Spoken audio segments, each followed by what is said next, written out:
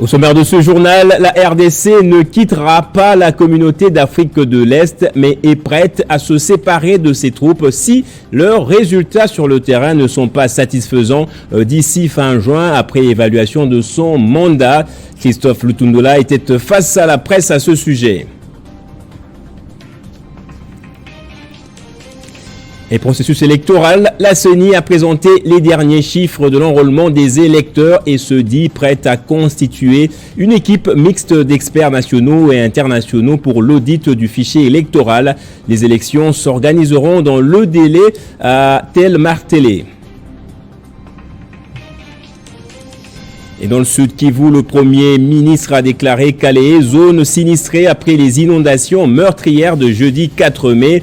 Près de 400 personnes ont péri dans ce qui est devenu aujourd'hui un drame humanitaire. Et on fera un tour en Turquie, jour J-1 avant la présidentielle de dimanche. Le président sortant candidat à sa propre réélection, Recep Tayyip Erdogan, n'a pas toutes les chances de son côté. Bonsoir. Malgré ces critiques ouvertes, la RDC n'est pas prête à quitter l'EAC. Le président de la République l'a répété à la diaspora congolaise au Botswana. Mais le pays se séparera bien avec ses troupes si leurs résultats ne sont pas satisfaisants sur le terrain. C'est Christophe Lutundula qui l'a réitéré ce jour devant la presse. Le ministre des Affaires étrangères a par ailleurs dénoncé le silence coupable de la communauté internationale face à la énième violation de la feuille de route de Luanda et de Nairobi par les supplétifs du Rwanda. Ayant constaté l'échec de l'envoi des troupes de l'EAC sur le sol congolais, le vice-premier ministre, ministre des Affaires étrangères, Christophe Lutundula, a tenu à éclairer à la presse les grandes lignes de l'action diplomatique menée par son ministère sous l'impulsion du chef de l'État Félix Tshisekedi. Il se dégage de toutes les étapes de Bujumbura et à Namibie que l'accent a été mis sur le respect de la feuille de route de Luanda et de Nairobi qui doit impérativement être appliquée. Mais fort malheureusement, le M23 n'a pas su respecter, faisant semblant de se replier alors qu'en réalité ce n'était qu'un leurre. L'ennemi est encore visible, déguisé en civil. Il continue à former ses cadres dans les environs de Tchanzu et encore visible dans les localités Kabinga et Kisangani où il cohabite avec les éléments de UPDF et de East African Community Regional Force. Il se renforce encore dans les territoires de Nyiragongo, effectuant des mouvements fréquents de l'Est vers l'Ouest de la route nationale numéro 2 en provenance du Rwanda. Christophe Lutundula a relevé plusieurs questionnements qui mettent en doute les prétendus retraits du M23. Si réellement les M23 se sont retirés, où sont-ils? Où sont les armes sophistiquées tant vantées par la communauté internationale et la MONUSCO? Bunagana, Kibumba, ces cités sont-elles administrées par quelle force? Pourquoi les déplacés ne sont-ils pas retournés en République démocratique du Congo? Toutes ces interrogations laissent entrevoir, selon Christophe Lutundula, un simulacre de retrait, d'où la nécessité de l'envoi des troupes de la SADC qui auront un mandat offensif. Et le gouvernement de la République démocratique du Congo est déterminé à ne laisser aucune portion de terre entre les mains de l'ennemi. Avec 438 morts suite aux inondations et glissements des terres survenus dans la nuit du 4 au 5 mai dernier, le territoire de Calais est déclaré zone sinistrée par le Premier ministre. L'aide humanitaire continue d'être achevée de part et d'autre du monde, alors que Bouchouchou reste à ce jour l'un des villages les plus touchés par ces inondations meurtrières. Le traumatisme est encore présent dans l'esprit de tout le monde à Calais. Sur place, c'est la désolation un peu partout. Les familles des victimes et les rescapés manquent encore de beaucoup de choses et tentent de se mettre à l'abri d'un prochain drame. Au niveau national et international, les mobilisations continuent. Aux côtés de l'aide gouvernementale, des individus et des entreprises ont aussi mis la main à la poche pour venir à la rescousse des sinistrés. La MONUSCO a annoncé une aide de 3 millions de dollars. Il permettront de renforcer les opérations d'accès à l'eau, aux services d'hygiène, à la santé, aux abris ainsi qu'aux articles ménagers. Les patrons de l'OMS, Tedros Adhanom, a exprimé ses pensées aux familles qui ont été touchées par les inondations catastrophiques. Son équipe d'urgence est sur le terrain et travaille en collaboration avec les autorités pour fournir des soins de santé essentiels. L'OMS a envoyé des fournitures médicales pour le soin des traumatologies, le choléra et d'autres produits vitaux, peut-on aussi lire sur le tweet de Tedros Adhanom.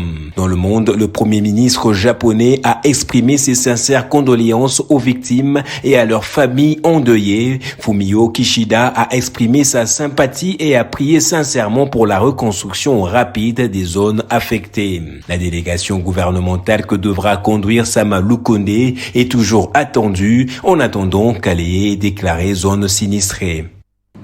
Je le disais, plus de 47 millions de Congolais enrôlés sur plus de 49 millions attendus. C'est la dernière mise à jour des chiffres faite par la CENI. Par ailleurs, la Commission électorale nationale indépendante a annoncé être prête à constituer une équipe mixte d'experts nationaux et internationaux pour l'audit du fichier électoral 2022-2023. Les détails ici avec le rapporteur de la CENI, Patricia Nsea.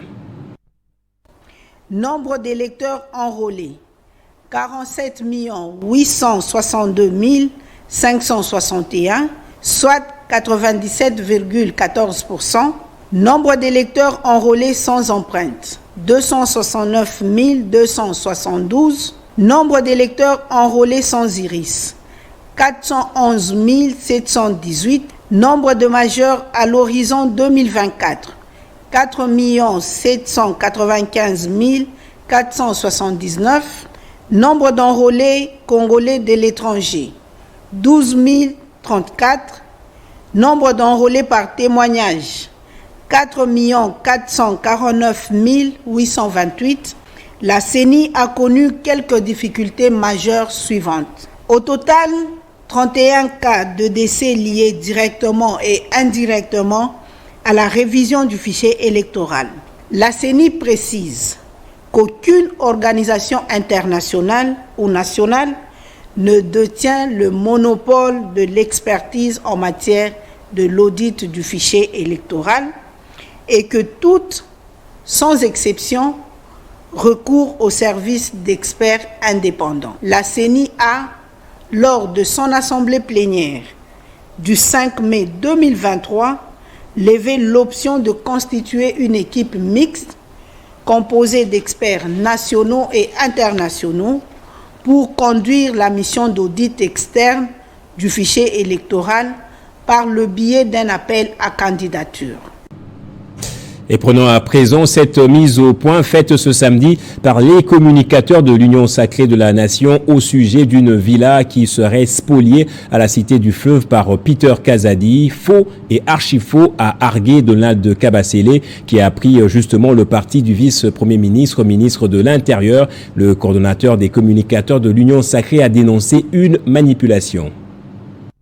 Ils ont décidé de barrer la route à tous les mensonges divulgués sur les réseaux sociaux par des personnes visiblement mal intentionnées ayant pour mission de nuire à la personne de Peter Kazadi. Ces communicateurs de l'Union sacrée de la Nation ont balayé d'un revers de la main toutes les accusations de spoliation d'une villa à la Cité du Fleuve portées contre le vice-premier ministre en charge de l'intérieur et sécurité. Selon leur coordonnateur, Donald Kabasele, ces affirmations sont fallacieuses et infondées. Nous tenons à rappeler à notre peuple et au monde que la villa en question a été achetée par le vice-premier ministre, pas en tant que vice-premier ministre.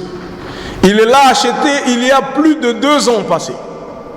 Et c'était une maison inachevée qu'il a construite sans que quelqu'un ne vienne l'interrompre.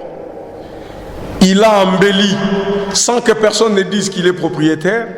C'est après qu'il ait fini tous les travaux d'embellissement qu'un certain monsieur va apparaître. Il dit « Cette villa m'appartient ». Et à ces jours, les dossiers se trouvent en justice. Le monsieur ne s'est jamais plaint, il n'est jamais parti au parquet, il n'est jamais parti au tribunal, bien qu'il dit que le bien lui appartiendrait. Ce conflit de l'hôtel du Fleuve, c'est complètement faux sur toute la ligne.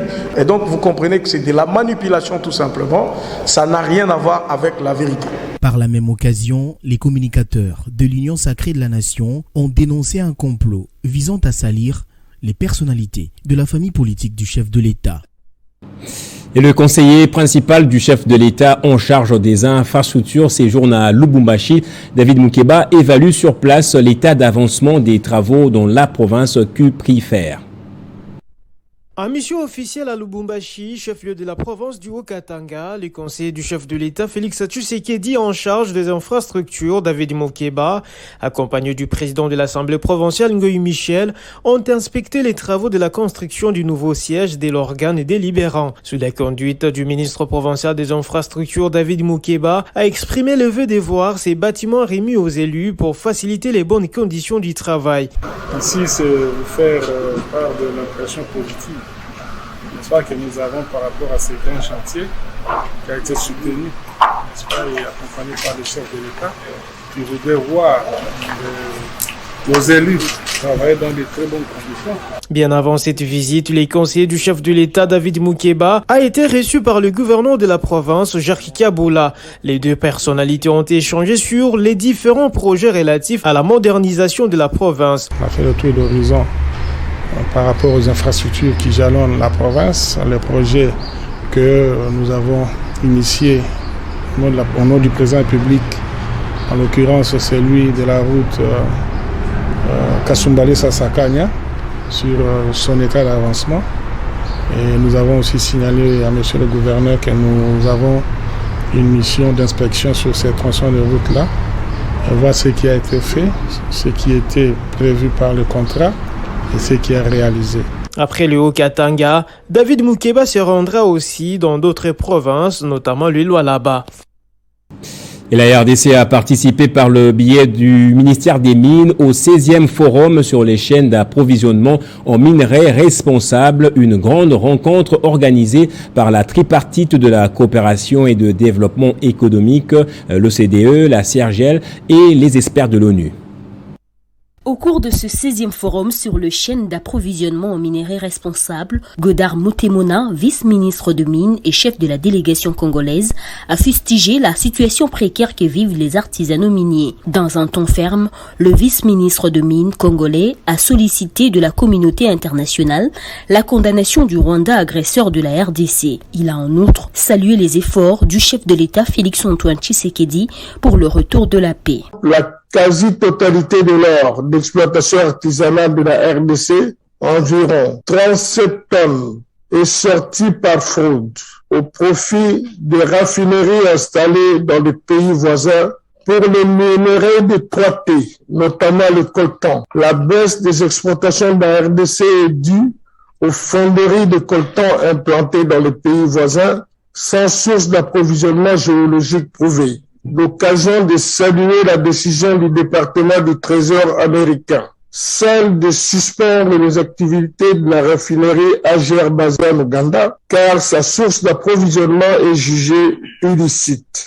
Mon pays, la RDC, continue à élever sa voix pour stigmatiser une fois de plus, du haut de cette tribune, l'agression perpétrée par le Rwanda. La RDC continue à solliciter de la communauté internationale. Dans le cadre de certains contacts, le vice-ministre de Mines a reçu un groupe d'investisseurs chinois. Il a également eu des échanges fructueux avec le représentant du secrétaire général de l'ONU dans la région de Grand Lac sur la situation sécuritaire de l'Est. Et dans la province de l'Équateur, le gouverneur de province Boloko Bolumbu a échangé avec le DG des PHC en transit à l'aéroport de Mbandaka. Au menu, la question de la reprise des activités de la dite compagnie au site de Boteka dans la province. Les plantations et huileries du Congo, PHC Boteka, l'heure est à la reprise et relance des activités dans l'ensemble du site et particulièrement à Ifoma Ngele, avec incidence positive d'augmenter la main-d'œuvre locales et les emplois sur le site Boteka ainsi que dans la province de l'Équateur. C'est dans cette optique que Madame Monique Giesques, DG de Plantations et Huileries du Congo, profitant de 112e anniversaire de l'existence de cette compagnie en République démocratique du Congo, est arrivée jeudi 11 mai 2023 à Boteka fêter cet événement avec le personnel et la population, mais aussi constater et palper du doigt cette relance dans le site. Après Boteka, Madame le DG et sa suite se sont envolés pour Lokut avec escale à l'aéroport de Mbandaka où elle a échangé avec le gouverneur. Nous sommes effectivement en province de Kinshasa. Nous avons fait un arrêt sur Mbandaka, sur Boteka, et nous sommes venus rendre compte au gouverneur de l'évolution des opérations et l'avancement des travaux que nous opérons, que nous faisons dans la cité donc de Boteka.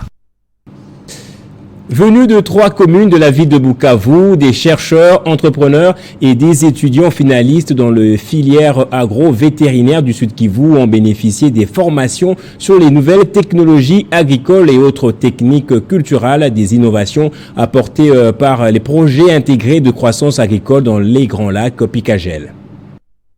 Ils sont tous autour d'une même table, d'une part les étudiants en phase terminale à la faculté des sciences agronomiques ou encore agro-vétérinaires, les responsables du secteur agricole, les entrepreneurs et d'autre part le partenaire de mise en œuvre des 4 composantes phares du projet Picagel. Ensemble, ils ont développé les secteurs vitaux de ces vastes programmes du gouvernement congolais. Tour à tour, ils ont présenté les innovations, des nouvelles technologies et d'autres techniques culturelles introduites par les projets Picagel, des innovations qui ont permis aujourd'hui à l'IITA, Récolto et VSF d'améliorer les chaînes de valeur manioc grâce à la multiplication des plantules pour l'IITA, Récolto avec les systèmes SRI qui consiste à la gestion de l'eau pour la culture et l'élevage du riz pour assurer une production accrue. Dans le cadre de capitalisation, mettre toutes ces technologies à la disposition du public pour que les gens sachent ce que nous faisons réellement ici au Sud Kivu. Il y a autant de technologies qu'on a introduites,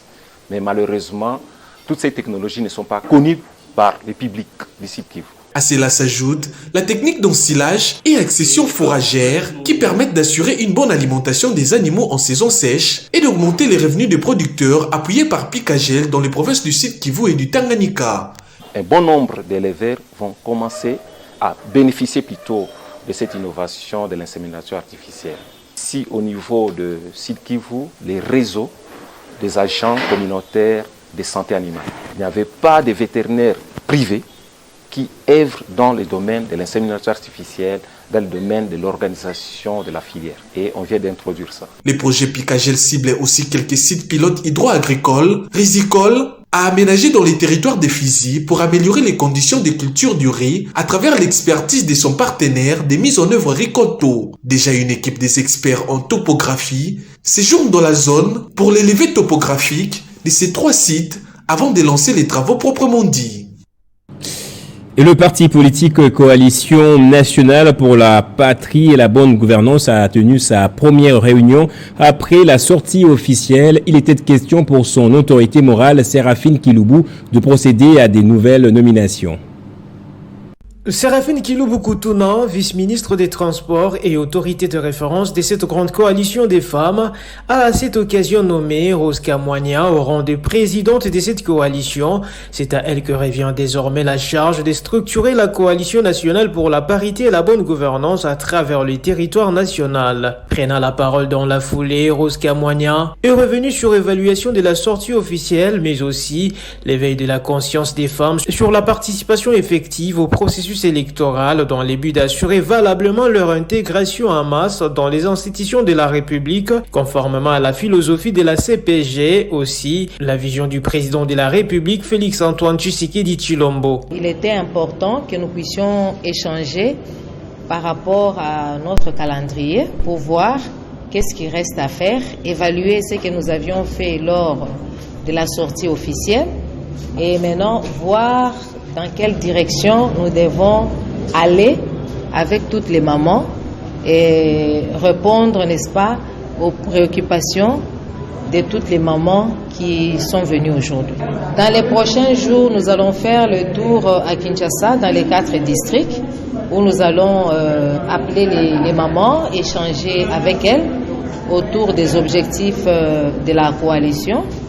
Et ensuite, nous allons nous rendre dans différentes provinces pour échanger également avec les femmes. Signalons que cette rencontre de réflexion entre ces femmes membres de la CPG s'est clôturée dans une note de satisfaction pour cette nouvelle nomination au sein de la coalition. Et Rémi Rouzingué continue avec ses différents projets de développement dans la ville de Goma. Ce samedi, il a mobilisé plusieurs jeunes du quartier Mikeno pour lancer une série d'activités de travaux communautaires. À travers son association Birere sans frontières, il a commencé par évacuer les immondices jonchant la voie publique et qui étaient source de plusieurs maladies. Ils sont plusieurs jeunes mobilisés autour du stade Les Volcans au quartier Mikeno à Goma pour évacuer cette grande poubelle en forme d'une montagne retrouvée à côté du stade Abirere. Une poubelle qui était déjà source de certaines maladies, précisent les jeunes du dit quartier. C'est vraiment avec sentiment de joie que je vais l'exprimer encore sur les médias ce matin. Je suis en train de saluer vraiment l'initiative de M. Rémi Rouzingué.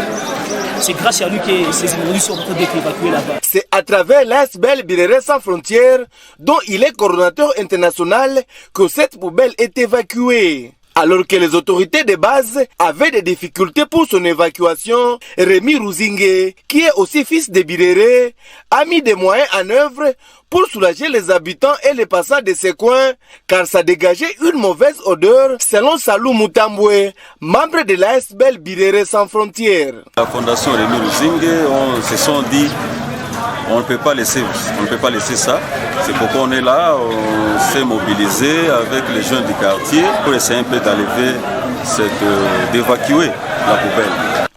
Après ces travaux communautaires, les amis de Rémi Rouzingué sont allés remettre une tente promise lors de son récent passage à Goma à l'association des chauffeurs du Congo réunis au sein de Fula Ville pour se protéger contre la pluie et le soleil pendant qu'ils attendent les clients.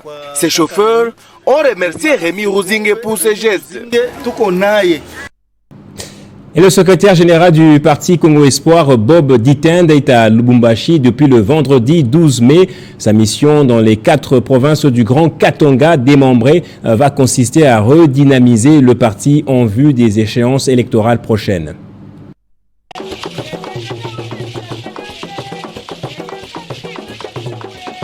C'est dans la soirée de ce vendredi que le secrétaire général du Congo Espoir est arrivé à Lubumbashi. Sous la conduite du président fédéral du Congo Espoir au Katanga, M. Bongoy François, une équipe de cadres était bien mobilisée pour son accueil. Faire une tournée dans les provinces du Grand Katanga pour la redynamisation de leur base, comme les souhaitent les autorités morales, Maître José Mpanda Kabangu, qui s'aligne derrière la vision du chef de l'État. Voilà la mission primordiale de Bob Ditend. Je suis là, comme je suis en tournée dans toutes les provinces. C'est un programme initié par notre autorité morale, son Excellence Maître José Mpanda Kabangu, qui a initié un programme de contrôle et de redynamisation de nos bases. Alors je suis ici chez moi au Katanga pour venir requinquer le moral de nos camarades du Grand Katanga. Je commence par Lubumbashi et après je vais poursuivre ma tournée dans d'autres province issue du démembrement du Grand Katanga. Congo Espoir est derrière le chef de l'État avec notre autorité morale, son Excellence Maître José Mpanda Kabangu. Et je demande à tous les Katangais qui sont en train de soutenir le chef de l'État d'être sûrs qu'ils sont du bon côté de l'histoire. Congo Espoir reste déterminé à réaliser ses objectifs de développement du pays selon la vision de Félix Tshisekedi. La même soirée, le SG Bob Ditend a eu une réunion avec les cadres du Congo Espoir. Et la gouverneure de la Tchopo a échangé avec les différents partenaires humanitaires œuvrant dans sa province sur la possibilité de venir en aide aux personnes vulnérables et victimes des inondations et de conflits communautaires entre l'Angola et Mbolé. C'était dans la salle de réunion du gouvernorat de province. C'est une réunion convoquée par la patronne de l'exécutif Tchopolé en vue d'obtenir l'appui des partenaires techniques et financiers en faveur des victimes du conflit communautaire Mboulé et Lengola et des sinistrés des inondations. L'occasion était bien indiquée pour Adélar Lufungula de passer en revue la situation générale de la zone de santé de Lubunga. À en croire ses médecins, les conflits Mboulé et Lengola a causé plusieurs morts, des maisons incendiées, des personnes blessées, ainsi que d'énormes pertes matérielles. Dans un autre volet, les chefs de la division provinciale de la santé paient les tableaux noirs des inondations. Une catastrophe qui a pour bilan des maisons submergées, des champs complètement engloutis par des eaux, des routes envahies et autres. Au regard de ces clichés sombres, la gouverneure de province alerte les humanitaires de venir en aide aux personnes vulnérables. Pourquoi nous avions intéressé, vous, nos partenaires, c'est l'objectif d'obtenir auprès de vous l'appui nécessaire pour venir en aide à ces déplacés ainsi qu'à ces sinistrés.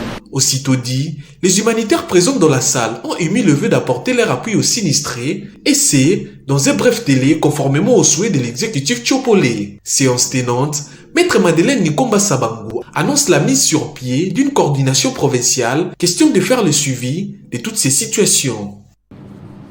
Et on termine à l'international. Les Turcs seront aux urnes ce dimanche pour un scrutin présidentiel et législatif. Le président sortant, candidat à sa propre réélection, Recep Tayyip Erdogan, n'a pas toutes les chances de son côté. Plusieurs sondages sont visiblement défavorables pour le camp présidentiel qui veut sans doute croire en sa victoire. Récit de Dikens Kaboya.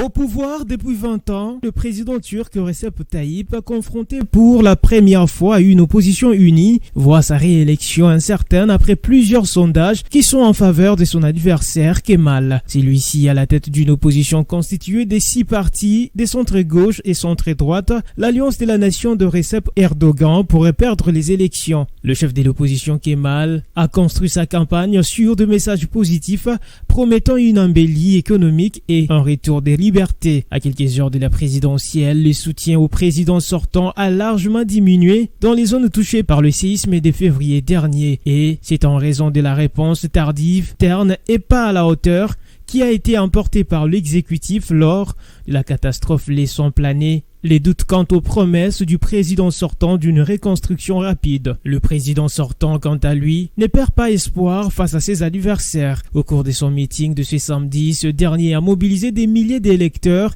Il s'est montré à la fois combatif et confiant, honorant en effet ses partisans de l'avoir soutenu, vantant son bilan des 20 dernières années. Signalons qu'une partie de la diaspora de ces pays était déjà aux urnes de manière anticipée. C'est le cas du Pays-Bas, où les votes s'est dégénéré en bagarre générale et plus de 300 personnes sont impliquées dans ces troubles. En Allemagne, plusieurs électeurs se sont mobilisés pour le président sortant Recep Tayyip. Cette masse s'est multipliée par rapport aux dernières élections de 2018 où le président avait obtenu 65% des votes, ce qui pourrait profiter en sa faveur pour la présidentielle du 14 mai 2023. Je le rappelle des titres à présent.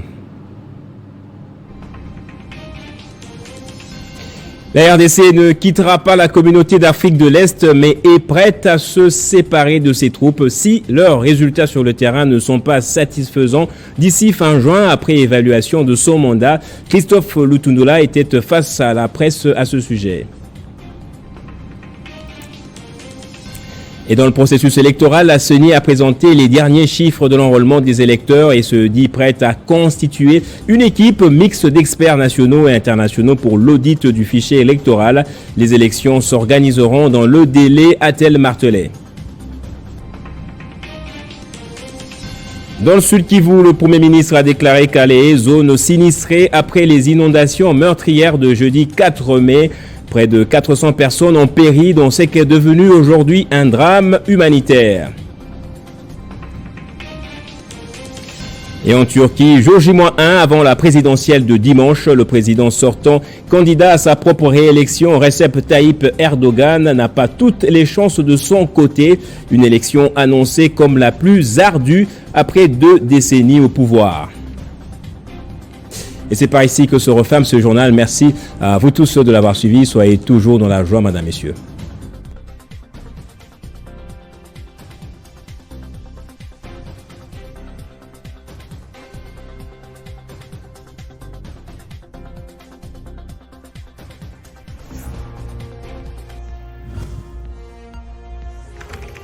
l'actualité reste inconnue.